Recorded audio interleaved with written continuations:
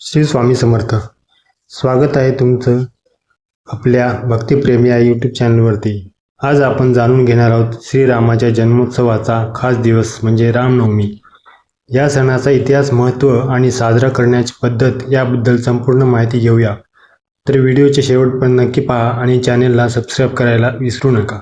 रामनवमी हा हिंदू धर्मातील एक महत्त्वाचा सण आहे, जो भगवान श्रीरामाच्या जन्मदिनी साजरा केला जातो.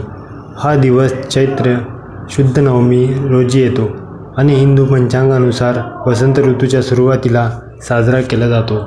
प्राचीन काळात त्रेतायुगामध्ये अयोध्येचा राजा दशरथ यांना राम, लक्ष्मण, भरत आणि शत्रुघ्न असे 4 पुत्र झाले.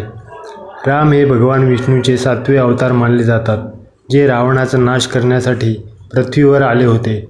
रामायण ग्रंथामध्ये त्यांच्या जीवनाची संपूर्ण कथा सांगितली आहे. अनेक भक्त या दिवशी उपवास करतात आणि संध्याकाळी पूजा करून फळाहार घेतात. राम रक्षा स्तोत्र, हनुमान चालीसा आणि रामायणाचे पठण केले जाते. अनेक ठिकाणी शोभायात्रा आणि कीर्तनाचे आयोजन केले जाते. काही ठिकाणी रामलीला म्हणजेच श्रीरामाच्या जीवनावर आधारित नाट्यप्रयोग केले जातात.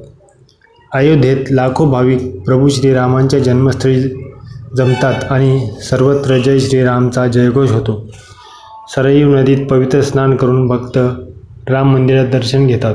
हा दिवस सत्कर्म, भक्ती आणि धर्मपालनाचा संदेश देतो.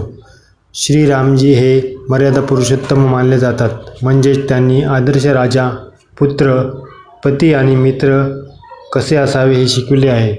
त्यांच्या शिकवणीनुसार जीवन जगले तर शांतता आणि समृद्धी मिळते. रामनवमी हा केवळ सण नाही, तर संस्कार आणि प्रेरणादायक शिकवण आहे. तुम्ही हा सण कसा साजरा करता आम्हाला कमेंटमध्ये नक्की सांगा. व्हिडिओ आवडल्यास लाईक करा, शेअर करा आणि आमच्या चॅनलला सबस्क्राईब करा. जय श्रीराम.